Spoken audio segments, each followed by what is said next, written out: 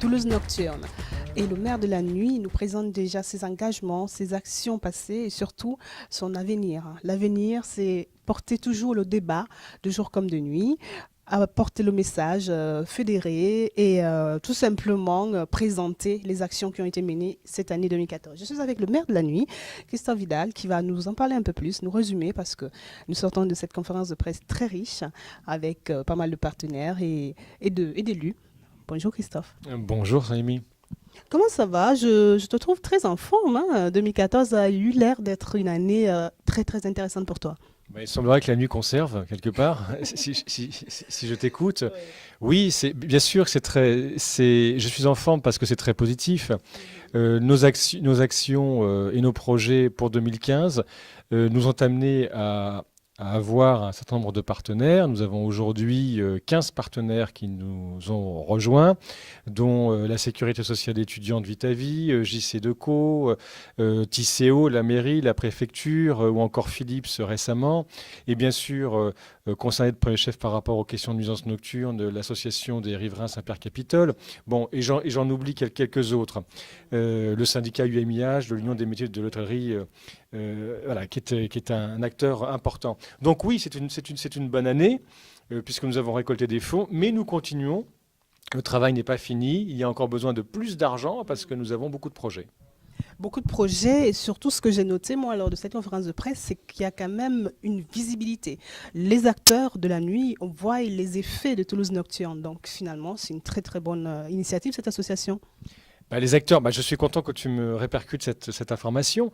Je pense que les acteurs de la nuit, ou en tout cas les usagers de la nuit et les professionnels de la nuit, ont vu que notamment le discours que nous avons porté pendant plusieurs mois sur la nécessité d'avoir des transports en commun le soir, la nuit, après 1h du matin, eh bien oui, ça a été entendu, puisque depuis le 7 novembre, nous avons le métro jusqu'à 3h du matin le week-end.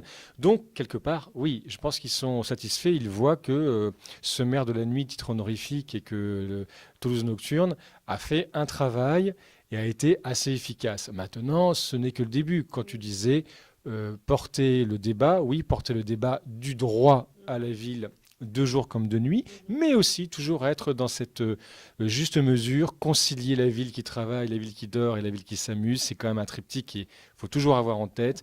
Il ne s'agit pas de dire la fête est au crin, il ne s'agit pas de dire non plus la réglementation et moins de nuit, moins de fêtes la nuit. Il faut rester quand même dans quelque chose qui soit équilibré et respecter aussi notre tradition festive toulousaine. C'est une ville où les gens viennent aussi parce qu'il y a la nuit, de la fête, une ambiance, une envie de se rencontrer dans le champ nocturne. Donc une envie de se rencontrer, une envie de festoyer, mais aussi une envie de vivre tout simplement parce que comme voilà, tu le rappelles souvent, beaucoup de travailleurs de nuit, pas que dans le milieu de la fête.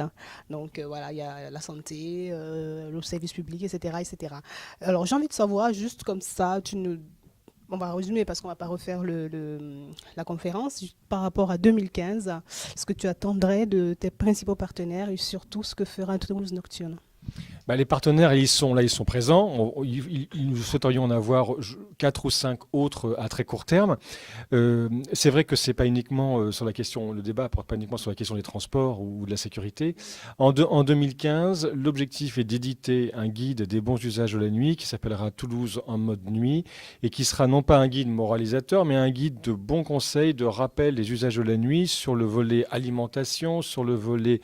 Alors, pour schématiser, c'est en mode calories, mode alimentation. Pourquoi c'est important de se nourrir la nuit? En mode drogue, c'est bien sûr la consommation de drogue, les dangers, et on ne dit pas qu'il ne faut pas consommer quelque part. On n'est pas là pour dire c'est interdit, même si ça l'est. On part du postulat qu'il y a des consommateurs aujourd'hui d'alcool de manière excessive, des consommateurs de drogue aussi d'une manière excessive, et qu'il faut en effet réduire les risques pour éviter que notre jeunesse et les moins jeunes aussi se mettent en danger. Donc c'est rappeler les bons usages de la nuit sur tous ces volets, mais aussi la sécurité routière bien entendu, parce qu'on ne peut pas tout faire. On s'inscrit dans la continuité de l'opération de la mairie, fait-on plus, risquons moins. C'est-à-dire qu'on continue à faire la fête la nuit, et faire la fête, c'est pas consommer de manière excessive de l'alcool ou se droguer, c'est d'autres usages qu'il faut retrouver, c'est aussi retrouver une solidarité la nuit, et c'est aussi se protéger et protéger les autres, d'eux-mêmes parfois, par rapport à leur façon de faire la fête aujourd'hui, qui, bien sûr, il y a sûrement des raisons. Pourquoi aujourd'hui, en effet, les gens ont des usages festifs qui sont des usages excessifs pour la plupart d'entre eux? C'est parce qu'il y a des difficultés en termes économiques, de crise, des inquiétudes, aussi peut-être des manques de repères par rapport à notre société qui font que les gens se lâchent énormément la nuit et se mettent pour certains en danger. Mais je dis bien aussi, c'est pour certains. C'est-à-dire, sur les 93 000 étudiants toulousains, ce n'est pas 93 000 étudiants toulousains qui sont tous les jeudis soirs, vendredis soirs dans le caniveau. Non, mais c'est suffisamment pour nous alerter.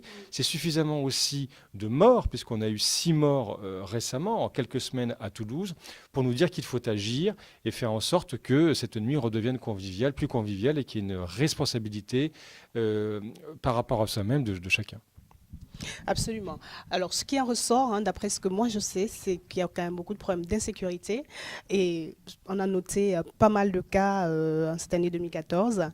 Je sais aussi que le partenariat avec la mairie est efficace, je pense. J'ose espérer que pour 2015, ça sera encore mieux. Qu'est-ce que, pour conclure, tu aimerais que la mairie, sur le point sur lequel tu ne voudrais pas qu'il néglige votre partenariat? Alors, sur la sécurité, c'est un sujet qui a toujours été pris en considération par les collectivités. Je dirais même que c'est vraiment leur discours premium lorsqu'il y a des élections. C'est qu'est-ce qu'on va faire en matière de sécurité pour notre ville. Donc, sur ce sujet, je me prononce avec toujours beaucoup de parcimonie, avec, je dirais presque de délicatesse. C'est-à-dire qu'il y a un volet qui est le volet de la vidéoprotection, et on sait qu'il y a une volonté de la municipalité de mettre en place un certain nombre de dispositifs. Moi, j'ai toujours dit qu'il fallait avant tout, et ils l'ont fait pour Arnaud Bernard, consulter la population, les riverains, puisqu'on touche tout de même si nous avons des problèmes de sécurité, aux droits individuels, à la liberté individuelle. Et donc, il faut demander à tout à chacun, est-ce que vous souhaitez avoir des caméras sous votre nez dans la rue? Il faut aussi voir le taux de résolution, comment participe le dispositif de caméra de vidéosurveillance protection. Il faut bien mesurer qu'en effet, un dispositif d'installation de vidéoprotection a un coût important. Par exemple, sur la ville de Lyon, c'est un coût de 6 millions d'euros sur un dispositif de près de 300 caméras. Et bien voir en effet quel est le taux de résolution sur les incivilités, les cambriolages, etc. Et ce n'est pas autant que cela. Ça veut dire qu'on sait qu'on est en deçà de 5% en ce qui concerne tout ce qui va être les cambriolages. Donc, bien réfléchir en effet, en une période où on a quand même des dotations de l'État qui sont en baisse légère. C'est vrai qu'il faut bien réfléchir à comment installer ces caméras, où les mettre, où c'est véritablement nécessaire, et penser à nos usagers de la nuit, s'ils le souhaitent ou non, à travers une consultation importante. Même si, en effet, il est clair que M. Moudin, le maire de Toulouse, a été élu sur un programme qui mettait en avant cette installation de vidéoprotection. Donc on peut considérer quelque part que il va le faire. Mais j'invite tout de même à continuer à consulter la population à ce sujet. Merci infiniment, Christophe. J'ai juste envie de dire, et on se dit à bientôt pour un prochain rendez-vous de Toulouse Notien. Avec plaisir, à bientôt. Restez connectés sur Negative.com.